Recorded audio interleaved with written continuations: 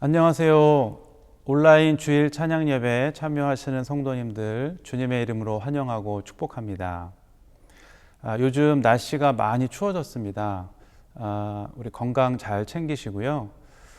새해가 시작된 지 벌써 보름이 지났습니다. 올해 계획한 일들이 다 있으실 텐데 무리하지 마시고 또 조급해하지도 마시고 쉽게 포기하지 마시고 하나씩 성취해 나가는 성도님들이 되실 수 있기를 소망합니다. 지난주 퀴즈 답을 발표하겠습니다. 정답은 습관입니다. 당첨되신 분들 우리 화면 하단에 이름 확인하시고요. 다음 주에 선물을 전달해 드리도록 하겠습니다. 축하드립니다. 아쉽게도 댓글 이벤트는 이것으로 마감되었습니다. 그동안 적극적으로 관심을 가져주시고 참여해 주신 성도님들 진심으로 감사를 드립니다. 다음에 또 다른 이벤트로 여러분들을 찾아뵙겠습니다.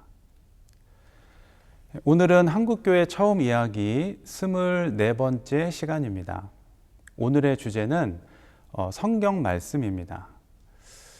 지난 시간 우리는 한국교회 처음 성도들의 기도 습관이 새벽 기도와 통성 기도라는 아름다운 신앙 전통을 만들어냈다는 것을 함께 살펴보았습니다. 우리 신앙에서 기도만큼 중요한 것이 있다면 말씀일 텐데요. 이것을 모르시는 분들은 아마 없을 것입니다. 성경은 살아계신 하나님의 말씀입니다. 종교개혁자들에 의해서 구교를 개혁하면서 시작된 개신교는 오직 말씀으로라는 종교개혁 모토 위에 세워졌습니다.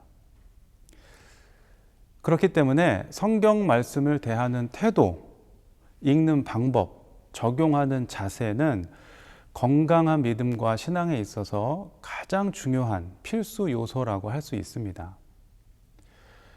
한국교회 처음 성도들은 성경 말씀을 어떻게 대하고 또 읽고 적용했을까요? 오늘 그 내용을 함께 살펴보도록 하겠습니다. 로마 감옥에 갇혀있던 사도 바울은 에베소에서 목회하던 영적인 아들 디모데에게 편지를 쓰면서 나이가 어리고 경험이 없다고 교인들에게 손가락질 당하지 않으려면 자기 능력과 지혜에 의지하기보다는 하늘로부터 내려오는 은혜를 의지하라고 충고하였습니다. 그리고 그 구체적인 방법으로 성경을 늘 묵상하고 말씀대로 살라고 전했습니다. 성경에 기초한 목회, 성경 말씀을 따르는 목회만 염두에 두라는 충고였습니다. 목회에 성경 말고 왕도가 없다는 말입니다. 이것이 사도의 전통입니다. 바울뿐 아니라 그리스도를 따르는 모든 사람들, 특히 인류 역사에서 옛 질서를 무너뜨리고 새로운 질서를 창출한 종교개혁자들, 예를 들면 우리가 아는 루터와 칼뱅, 찌빙글리와 진젠도르프, 웨슬리 등은 하나같이 한 책의 사람으로 불리기를 원했습니다. 여기서 한 책은 물론 성경을 뜻합니다. 그래서 종교개혁의 역사는 종종 성경의 역사로 불리기도 합니다. 성경은 계시와 은총, 진리와 지혜의 절대 근거였습니다. 기독교 역사와 전통에서 성경이 절대 권위를 갖게 된 배경이 여기에 있습니다. 복음이 들어간 나라에서는 예외 없이 이런 현상이 나타납니다. 한국 초대교회 교인들의 성경 사랑과 말씀 실천은 남달랐는데요. 거기엔 이유가 있었습니다. 우리나라 사람들은 기독교가 들어오기 전 이미 불교와 유교를 통해서 종교 경전을 대하는 법을 배워서 알고 있었습니다. 경전은 단순한 인쇄물이 아니었습니다. 경전을 만지는 것만으로도 종교적 신앙 행위라고 생각했습니다. 경전에 초자연적 능력이 있어서 경전을 대할 때는 최대한 두려움과 공경의 자세를 취했습니다. 이런 전통과 습관이 우리 민족 고유의 경전 문화로 뿌리 내린 상황에서 기독교 복음과 함께 성경이 들어왔습니다. 초기 한국교회 그리스도인들이 성경을 대할 때 종교적 경외심을 갖고 최상의 예를 표현한 것은 당연한 결과였습니다. 성경은 함부로 다루어서는 안 될 종교적 경외와 예배의 대상이었습니다. 한말 평양에서 활동하던 선교사 폴 웰 부인이 마들린이라는 한국인 전도 부인과 함께 시장에서 성경을 팔며 전도하러 나갔습니다. 그런데 전도 부인은 성경을 사가는 사람들에게 마치 상품 사용법을 알려주듯이 아이들이 훼손하지 못하도록 성경은 반드시 선반 위에 모셔 놓아야 하고 성경을 옮길 때는 항상 두 손을 사용해야 한다고 주의를 주었습니다. 성경은 반드시 두 손으로 받들어 옮겨야 하는 성물이었던 것입니다.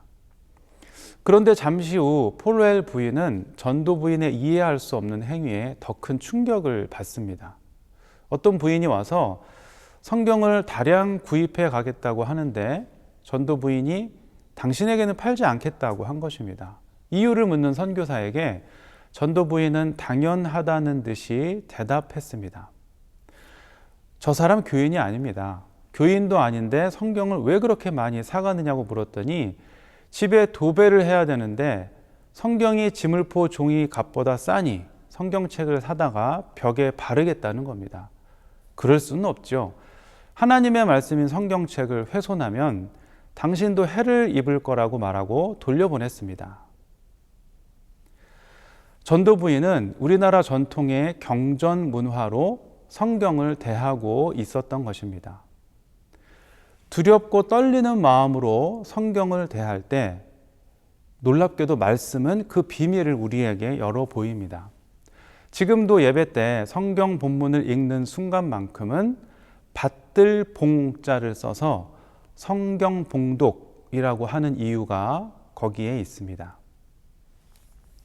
이런 경전 문화를 잘 보여주는 것이 사경회였습니다.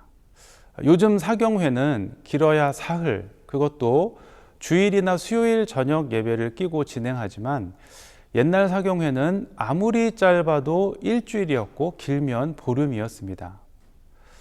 선교사들은 농한기 때 이불과 양식을 짊어지고 수백 리길을 걸어서 사경회에 참여하는 교인들의 행렬을 보면서 감탄하였습니다.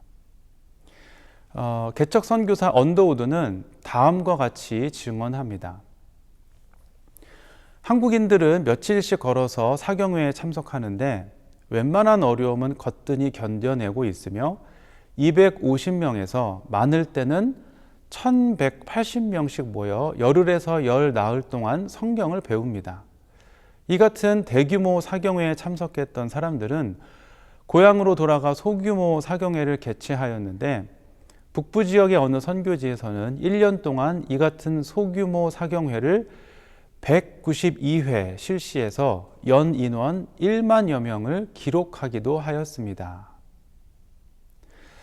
평양 선교사 블레어는 한국교회 사경회를 유대인들의 유월절 문화에 비유하기도 했습니다. 마치 유대인들이 유월절을 지키듯 한국 교인들은 그때만 되면 모든 일상생활을 접어두고 오직 성경 공부와 기도에만 전념합니다. 이같이 성경 공부에만 전념한 결과 교회 전체가 단합되어 사랑과 봉사로 이루어지는 진정한 부흥이 가능케 되었습니다. 이 점에서만큼은 미국도 한국을 본받아야 할 것입니다. 이 같은 한국 교인들의 사경회 열정이 초기 부흥운동으로 연결되었습니다. 사경회가 1903년 원산 부흥운동과 1907년 평양 부흥운동의 기폭제가 되었음은 이미 잘 알려진 사실입니다. 한국 초대교회 사경회는 형식 면에서 지금과 판이하게 달랐습니다. 초대교회 시절엔 말 그대로 성경만 집중해서 공부하였습니다. 그 방식이 서당에서 경전을 배우는 것과 매우 흡사했습니다. 훈장 앞에서 학동들이 천자문, 소학, 중용을 배우듯 성도들은 인도자 앞에서 성경을 펴놓고 한 절 한 절 읽으며 배워나갔습니다. 이것 또한 동양 특유의 경전 문화 흔적이라고 할 수 있습니다.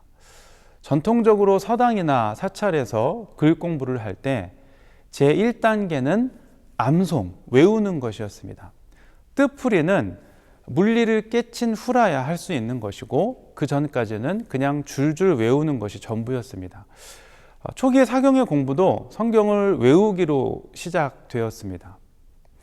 암송 문화에 익숙했던 우리나라 사람들은 성경을 줄줄 외웠습니다.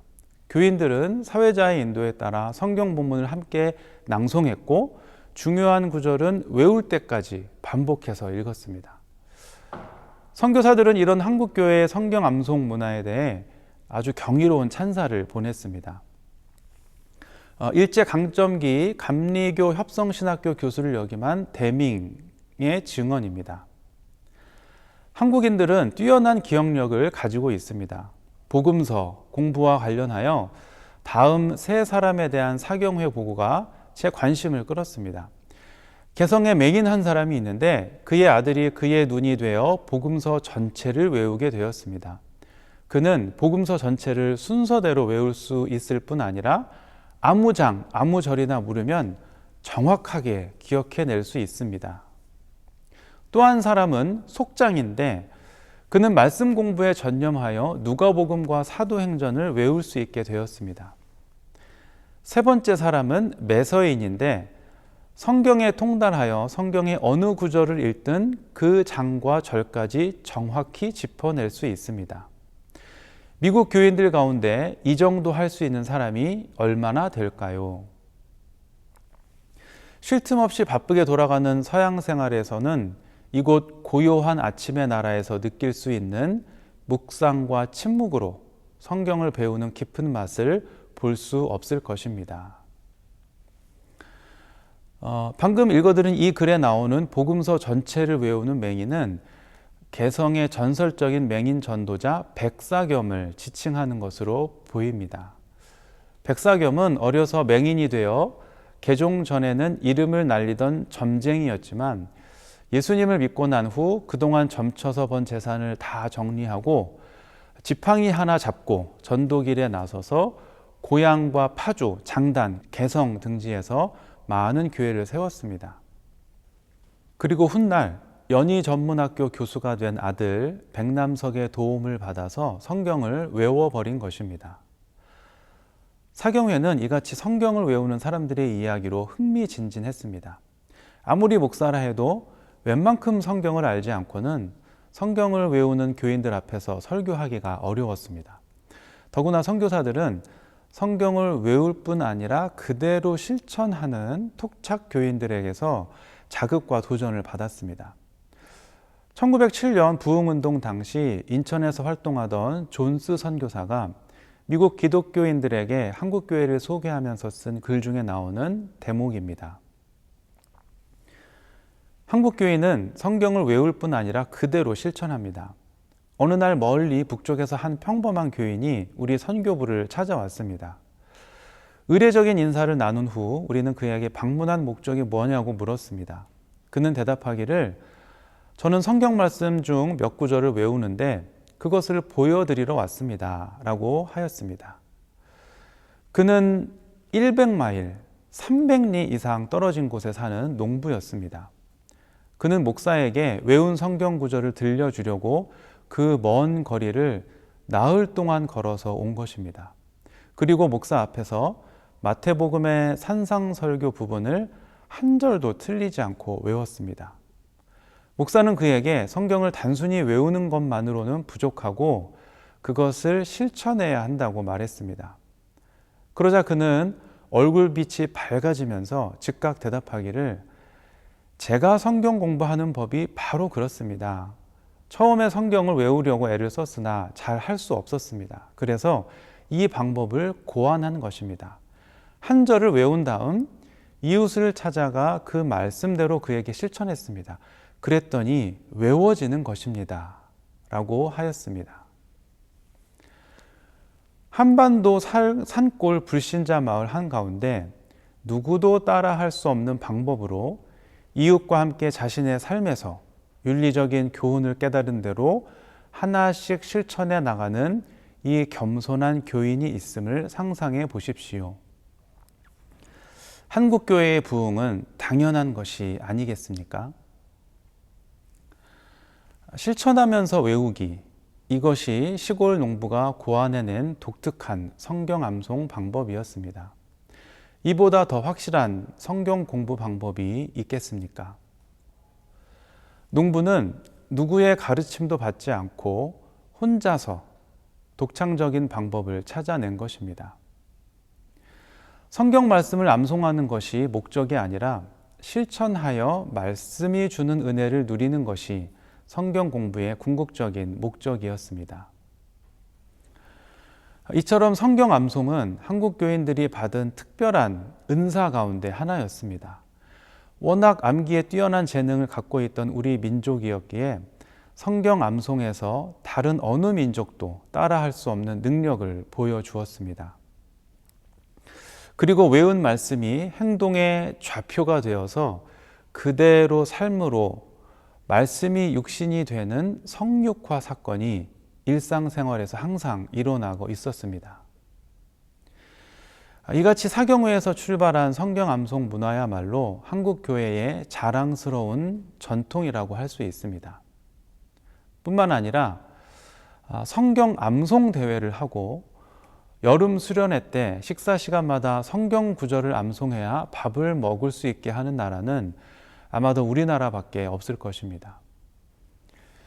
초대 교인들이 성경을 외우는 것, 그것은 자신의 암기력을 자랑하거나 과시하려는 것이 아니었습니다. 이유는 오직 하나, 성경 말씀이 주는 능력과 지혜를 얻기 위함이었습니다. 바울이 디모데에게 성경을 떠나지 말라고 충고한 이유도 마찬가지였습니다. 사랑하는 성도 여러분, 새로운 한 해가 시작되었습니다. 우리는 모두 그 어느 때보다 어렵고 힘든 시기를 지나고 있습니다. 그러나 분명한 것은 하나님이 이 세상을 창조하셨고 지금도 섭리하시며 인도하고 계신다는 사실입니다. 역사의 주인은 하나님이시고 구원을 이루시는 분도 하나님이심을 우리는 믿습니다. 이러한 때 우리는 무엇보다 기도하는 신앙인, 말씀을 읽고 묵상하고 실천하는 그리스도인이 되어야 합니다. 왜냐하면 기도와 말씀이야말로 하나님과 바른 관계를 맺고 이웃과 바른 관계를 맺는 가장 중요한 믿음의 토대이기 때문입니다. 나아가서 한국교회가 기도와 말씀의 반석 위에 든든히 세워질 때만 세상을 치유하고 회복하시는 하나님의 역사에 올바르게 동참할 수 있기 때문입니다. 사랑하는 성도님들의 삶에 올 한 해 좋은 기도의 습관과 말씀의 역사가 더 깊어질 수 있기를 주님의 이름으로 축복합니다.